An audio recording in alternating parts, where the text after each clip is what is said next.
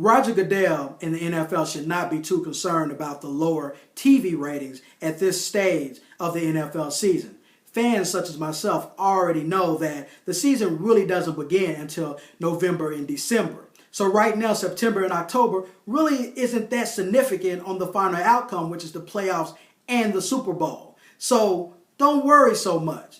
And the fans right now, they're looking at the NFL as being a lot like the NBA season. The first few months don't matter until the All-Star break.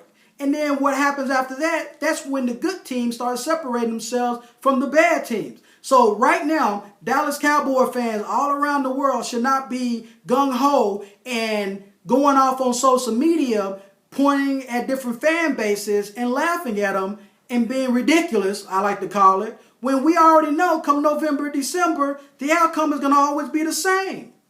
You're going to be whack and you're going to squander the season. So let's not worry too much. The NFL will be all right, and we'll be watching.